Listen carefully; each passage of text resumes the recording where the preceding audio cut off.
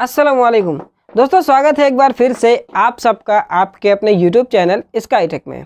दोस्तों, सऊदी अरब की गवर्नमेंट ने अपने देश में रह रहे सभी लोगों को आगाह किया है, अलर्ट किया है कि वो लोग ऑनलाइन फ्रॉड से बच के रहें, यानी कि साइबर क्राइम से बच के रहें। और इस टाइम पे जैसे जैसे दुनिया डिजिटल होती जा रही है, ऑनलाइन होती जा रही है, वैसे वैसे ऑनलाइन फ्रॉड और डिजिटल फ्रॉड भी बढ़ते जा रहे हैं। लेकिन आपको टेंशन लेने की कोई ज़रूरत नहीं, क्योंकि आप स्काईटेक के साथ में हैं। आज की इस वीडियो में मैं आप लोगों को कुछ ऐसी ट्रिक्स बताऊंगा जिनको अगर आप फॉलो करते हैं तो फिर कोई भी आपको ऑनलाइन चूना नहीं लगा पाएगा और ना ही आपके अकाउंट को या फिर आपके मोबाइल को हैक कर पाएगा। जी हाँ दोस्तों, एक कुछ सिंपल सी ट्रिक्स हैं जिनको फॉलो करेंगे आप तो फिर कोई भी आपको इतनी आसानी से बेवकूफ़ नहीं बना पाएगा। और कोइंसिडेंटली ऐसी ही घटना मेरे साथ भी आज घट गई है, उसको भी मैं आप लोगों को बताऊंगा ताकि आप लोग भी अलर्ट हो जाएं कि ऐसी ही चीज़ आपके साथ भी हो सकती है, क्योंकि मेरी ही कंपनी में काम कर रहे कुछ लोगों के साथ भी ऐसा हुआ है। तो वीडियो शुरू करने से पहले आप लोगों से एक रिक्वेस्ट है कि अगर आप लोगों ने अभी तक स्काईटेक चैनल को सब्सक्राइब नहीं किया है तो चैनल को सब्सक्राइब कर लीजिए और बेल आइकन को भी प्रेस कर लीजिए ताकि आने वाली ऐसी इन्फॉर्मेटिव वीडियोज़ आप तक के सबसे पहले। तो दोस्तों, सबसे पहले हम बात कर लेते हैं कि आज मेरे साथ क्या हुआ, जो कि एक बहुत बड़ा फ्रॉड हो सकता था अगर मैं थोड़ा सा होशियारी ना करता तो। दोस्तों, आप देख सकते हैं कि एक प्रोफाइल है, ये ईमो का प्रोफाइल है, अपडेट नाम से इनका नाम लिखा हुआ है और इसके ऊपर लेबारा कंपनी का इन्होंने लोगो लगा रखा है। ठीक है, इन्होंने मेरे पास ईमो के ऊपर कॉल किया और बताया कि जो आपका लेबारा का नंबर है वो नए साल के ऊपर एक्सपायर हो जाएगा, अगर आप इसे अपडेट करना चाहते हैं तो फिर हाँ या ना में जवाब दीजिए। मैंने कहा क्यों नहीं, मैं तो अपडेट करना चाहूँगा अपना मोबाइल नंबर, क्योंकि अबशर और तवक्कल ना सब कुछ इसी पे है। तो उन्होंने कहा कि लेबारा कंपनी की तरफ से आपके मोबाइल पर अभी एक मैसेज आएगा और आप उसका OTP जो होगा वो हमें बता देना। मैंने बोला ठीक है, आप भेजिए मैसेज। तो सच में जो मैसेज आया वो लेबारा कंपनी की तरफ से ही आया। उस शख्स ने वो जो मैसेज है नहीं भेजा था। तो लेबारा कंपनी की तरफ से एक मैसेज आया, उसमें OTP था, उसने OTP पूछा तो मैंने OTP उसको गलत बताया। ठीक है, अब वो समझ रहा है कि मैं OTP सही बता रहा हूँ, तो वो बोल रहा है कि आप गलत OTP बता रहे हैं। मैंने उससे कहा कि आप इतना बड़ा बेवकूफ़ हमको ना समझिए, हम भी एक पढ़े लिखे इंसान हैं, मैंने BCom कर रखा है और साइबर क्राइम और साइबर सिक्योरिटी के बारे में थोड़ी तो नॉलेज रखता हूँ। तो इतनी बात कहते ही उसने गाली दे के उधर से फ़ोन काट दिया। ठीक है, तो वो क्या करने वाला था आप देख सकते हैं, इस मैसेज में लिखा हुआ है कि वो मेरे पूरे मोबाइल का एक्सेस ले सकता था। ठीक है, अगर ये OTP मैं उसको बता देता तो मेरे पूरे मोबाइल का एक्सेस उसके पास पहुंच जाता। अब मेरे मोबाइल में जो कुछ भी है, चाहे वो स्टोरेज में हो, चाहे वो व्हाट्सएप में हो, चाहे वो किसी भी एप्लीकेशन में हो, सब कुछ वो एक्सेस कर सकता था। यानी कि आपकी पर्सनल फ़ोटोज़, पर्सनल वीडियोज़ हर किसी के मोबाइल में आजकल हैं, हर किसी के मोबाइल में पर्सनल वीडियो होती है, पर्सनल फ़ोटोज़ होते हैं, वो एक्सेस करके उनसे वो हमको ब्लैकमेल कर सकता था और मुंह मांगी रकम मांग सकता था। कितने भी पैसे आपसे वो मांग सकता था, आप कुछ भी करके पैसे अरेंज करते या फिर वो आपकी वीडियोज़ को या फिर फ़ोटोज़ को वायरल भी कर सकता था। ठीक है, तो आप इनसे कैसे बचेंगे, इसकी क्या तरीके हैं, इसका ट्रिक क्या है आखिर कि आप इन तरीक़ों से बच सकते हैं। सबसे पहले मैं बात करूंगा सिम कंपनियों का, उसके बाद मैं बैंक के बारे में भी आप लोगों को बताऊंगा। सिम कंपनियों का जो बात है, तो जो सिम कंपनियां हैं, टेलीकॉम कंपनियां, सबकी एक टर्म्स एंड कंडीशन होती है। तो टर्म्स एंड कंडीशन ये है कि जो सिम कंपनी है वो किसी भी चीज़ के लिए आपके पास कॉल नहीं करेगी। ठीक है, आपके पास मैसेज करेगी कि आपका जो सिम कार्ड है वो एक्सपायर होने वाला है, या तो आप रिचार्ज कराइए या फिर लेबारा का जो नियरेस्ट ऑफिस है पास का, वहाँ पर जाके आप अपना जो वैलिडिटी है उसको बढ़वाइए। ठीक है, ये होगा आपके साथ। अगर कोई आपके पास फ़ोन करता है मोबाइल नंबर से, ठीक, ध्यान रहे, मोबाइल नंबर से अगर आपके पास कोई फ़ोन करता है और आपसे कोई OTP मांगता है तो आप समझ जाइए कि फ्रॉड है, सबसे पहली बात। और दूसरी बात ये कि अगर आपको वैलिडिटी बढ़ानी ही है तो आपको उसके ऑफिस पे जाना होगा, आपकी ऑनलाइन वैलिडिटी कोई भी नहीं बढ़ा सकता है। ये है सिम से बचने का तरीका। सबसे पहला तरीका कि मोबाइल नंबर से अगर आपके पास कोई फ़ोन करके कोई तरीके का OTP मांगता है तो आप उसे ना दीजिए।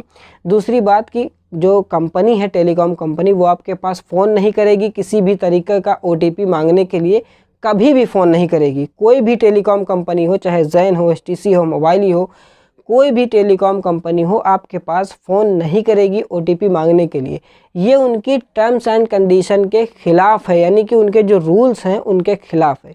ये तो हो गई सिम कंपनियों की बात, यानी कि वो आपका मोबाइल हैक ना कर पाएँ, आपका पूरा सिस्टम हैक ना कर पाएँ, उसके बारे में। और अब बात आती है अकाउंट के बारे में, जो बैंक्स अकाउंट हैं उनके बारे में।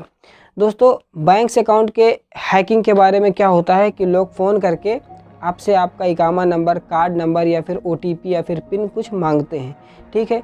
अब इसमें क्या होता है कि वो या तो क्लेम करेंगे कि आपको किसी तरह की लॉटरी लगी है, या फिर आप किसी चीज़ में सिलेक्ट कर लिए गए हैं, या फिर किसी तरह का लकी ड्रा आपने जीत लिया है।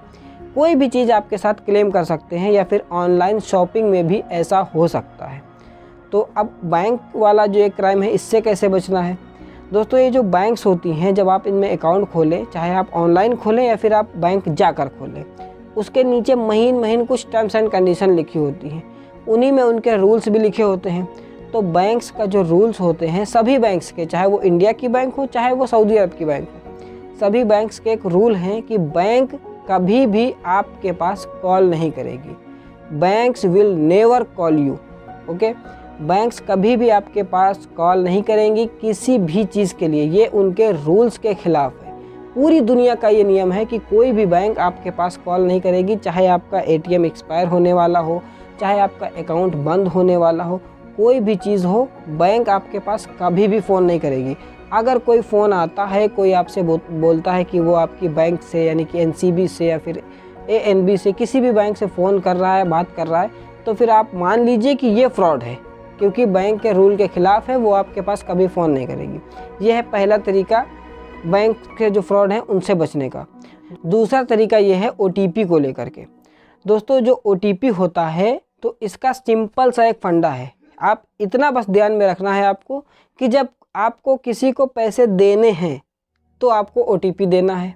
अगर किसी को आपको पैसे देने हैं तो आपको OTP देना है, ठीक है।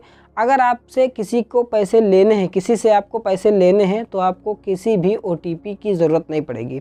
अब इसका सिंपल सा एग्जांपल है कि आपकी कंपनी आपके ATM में जब पैसे भेजती है तो क्या वो आपसे ATM मांगती है?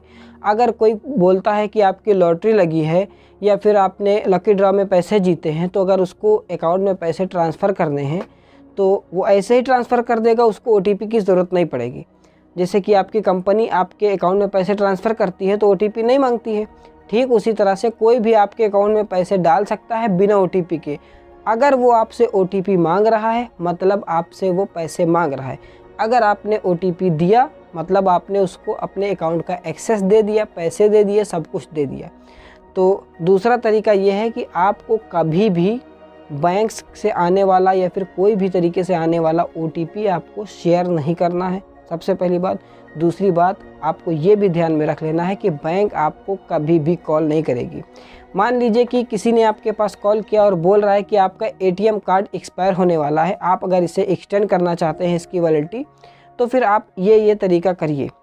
तो सबसे पहली बात तो ये कि अगर आपका कार्ड एक्सपायर होने वाला है तो बैंक की तरफ से एक मैसेज आता है, उसमें लिखा होता है कि आपका जो कार्ड है वो फला तारीख को एक्सपायर हो जाएगा और आपको अपने पास के बैंक में जाके इसको एक्सटेंड करवाना है, ठीक है। ये मैसेज आता है बैंक की तरफ से। और जो कॉल्स आती हैं वो बैंक्स की नहीं होती हैं, वो किसी फ्रॉड की तरफ से कॉल आती हैं, वो रॉन्ग नंबर होते हैं, ठीक है। तो ये सबसे आसान तरीका है इन फ्रॉड से बचने का, कि पहले नंबर पर क्या है कि आपको OTP देना है, मतलब आपको पैसे देना है। दूसरा नंबर पर क्या है कि आपको कभी भी बैंक्स कॉल नहीं करेंगे। और सिम कंपनियों के साथ भी सेम चीज़ है कि अगर आपकी सिम में कोई प्रॉब्लम है तो सिम कंपनी यानी कि टेलीकॉम कंपनी आपको मैसेज करेगी, कॉल नहीं करेगी।